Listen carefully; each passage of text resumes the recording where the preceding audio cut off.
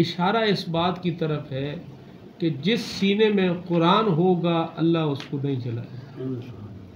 तो कोशिश करें कुछ न कुछ हिस्सा अपने सीने में महफूज कर लें, और न हो तो मेरे और आपके आका सल्लल्लाहु अलैहि वसल्लम की ख्वाहिश थी, आप फरमाते थे कि मेरा दिल चाहता है कि मेरे हर उम्मती के सीने में सूरह तबारकल्लज़ी मौजूद।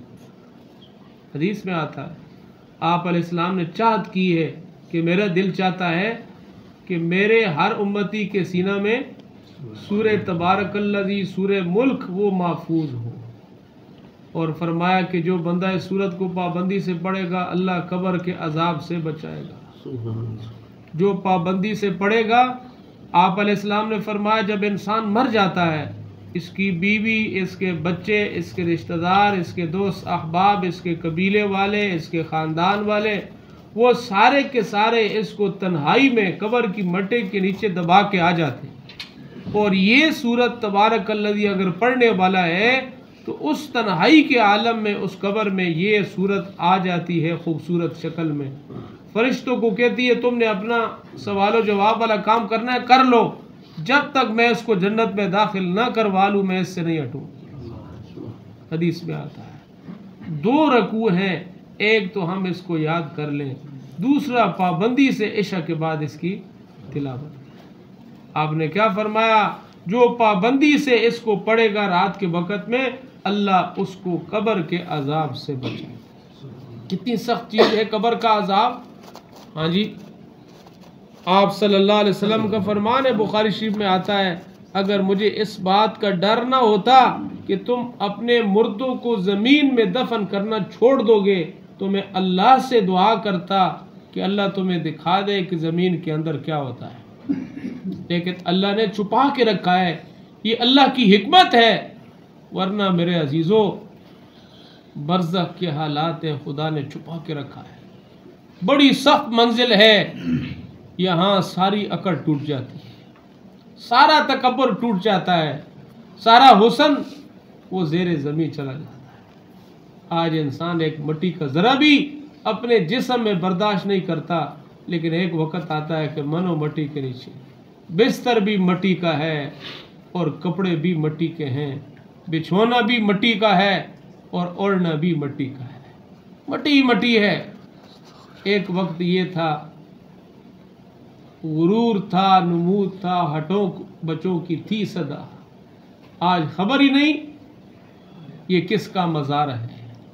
तो मेरे अजीज़ों, कल हमारा भी यही हाल होने वाला है, हम मिट्टी में मिट्टी होने वाले हैं। लेकिन अगर सीने में कुरान महफूज है, कितने लोग जिनकी कब्रों को खोला गया, किसी की 4 साल के बाद, किसी की 6 साल के बाद, किसी की 20 साल के बाद, जैसे रखा था उसी तरह कब्र में पड़ा। कुरान की बरक़ात है।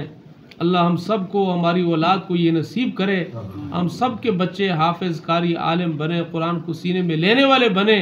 तो कम अज़ कम मेरे अजीज़ों, थोड़ा सा कुरान का हिस्सा तो अपने सीने में याद करें। 30 आयतें हैं सूरह तबारकल्लज़ी की। अगर एक आयत हम रोज़ाना शुरू कर दें तो 1 महीने में सारी सूरत याद है। 2 रकू हैं, कितने फ़ज़ाइल हैं उसके।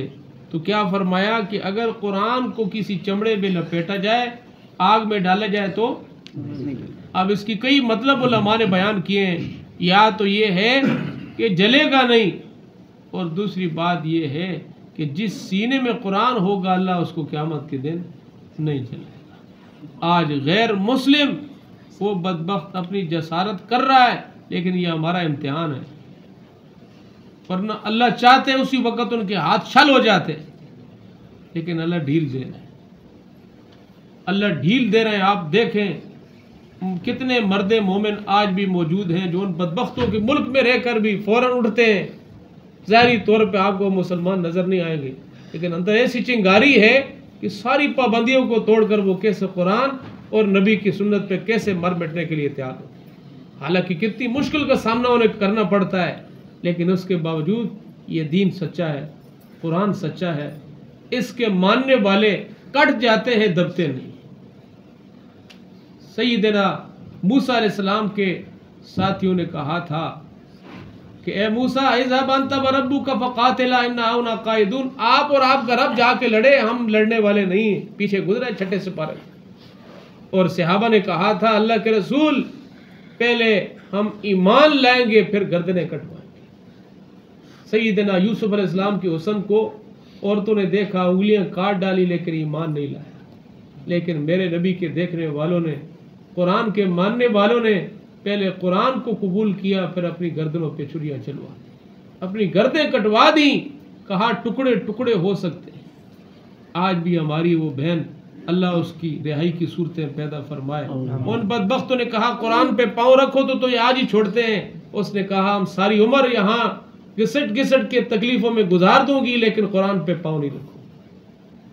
अल्लाह उसकी हिफाजत करे, सारे उसके लिए दुआ करें। पता नहीं कितनी हमारी बहनें जो ना मालूम है कितने बदबख्तों के आगे चढ़ी हुई हैं। ये तो एक मीडिया में आ गई, कितने साल हो गए। थोड़ा तसव्वुर करें कि हमारी माँ बेटी घर में है, वो इसी तरह है जैसे वो भी किसी की माँ है, वो भी किसी की बहन है, वो भी किसी की बेटी है। कितनी कुर्बानी है, कोई चोरी नहीं की है, कोई डाका नहीं डाला है, किसी को कत्ल नहीं किया है। लेकिन क्या है, जो जालिम पकड़ाने वाले थे वो तो चख के चले गए और अंदर भी चख रहे होंगे। अल्लाह चखा रहा होगा, क्योंकि मेरे अजीजों खुदा पर्दे डालता है। लेकिन ये बदबख्त बदनसीब कैसे गंदी बीमारियों में मुब्तला हो के अपने मुल्क में भी नसीब नहीं हुआ, कैसे घिसट घिसट के मरा है, तड़प तड़प के मरा है। और हमारी उम्मीद है कि अल्लाह उसे तड़पाएगा। उस जालिम ने जो काम किए, इंसान का खून रहेगा नहीं। जो जालिम अल्लाह के घर का एहतराम न करे, फिर अल्लाह उसे कैसे सुख दे। अल्लाह पाक हम सबको कुरान की मोहब्बत अता फरमाए, हर आन हर घड़ी इसके मुताबिक अल्लाह अमल करने की तौफीक अता फरमाए।